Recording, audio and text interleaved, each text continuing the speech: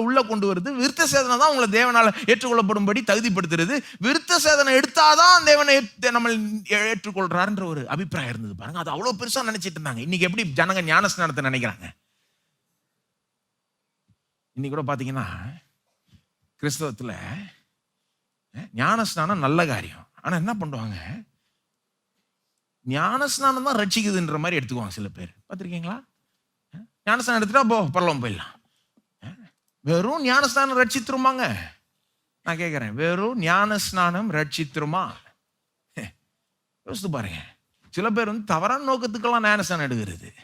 அவங்க ஞானஸ்நானம் எடுத்துட்டா பரலோகம் போயிடுவாங்களா? என்னங்க, ஞானஸ்நானம் ரட்சிக்கிற வல்லமை ஞானஸ்நானத்துக்கு இருக்கா? சில பேர் சொல்லுவாங்க பாருங்க, he that believes and is baptized, விசுவாசி ஞானஸ்நானம் எடுக்கிறவன் ரட்சிக்கப்படுவான். ஆமா, விசுவாசி ஞானஸ்நானம்.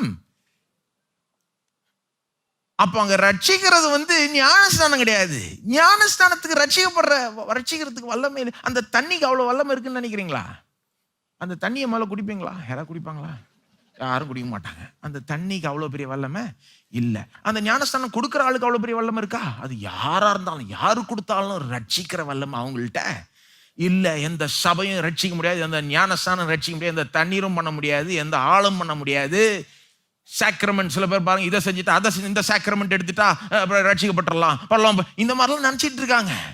ரட்சிக்கக்கூடிய வல்லமை ஒருத்தர்கிட்ட தான் இருக்கு, இயேசு கிறிஸ்து. அவர் ஒருத்தர் தான் ரட்சிக்க முடியும், ஒருத்தர் தான் ரட்சிக்க முடியும். ஞானஸ்நானத்துக்கு ஒரு நல்ல அர்த்தம் இருக்கு, அதை போய் கெடுத்துடக்கூடாது. ஞானஸ்நானம் ஏன் எடுக்கிறோம்? நாம ரட்சிக்கப்பட்ட நாம், இயேசுவை விசுவாசிக்கிற நாம், உள்ள என்ன நடந்திருக்கிறது என்பதை ஞானஸ்நானம் வெளிப்புறமாய் ஒரு காட்சி பொருளை போல காண்பிக்குது. எப்படி நான் இந்த தண்ணிக்குள்ள போய் இந்த தண்ணியினால் முழுக்கப்படுகிறனோ, அதே போல தேவன் என்னை கழுவி இருக்கிறார், சுத்தப்படுத்தி இருக்கிறார். அந்த தண்ணியை மேல அப்படியே போறது போல அவரே என்னை சுத்தப்படுத்தி பரிசுத்தமாக்கி இருக்கிறார். அதை காண்பிக்குது பாருங்க. ஞானஸ்தானம் கொடுக்கும்போது எப்படி போறீங்க? இப்படி போறீங்க, இப்படி முழுக்குவாங்க உங்களை இல்ல. அர்த்தம் என்னது?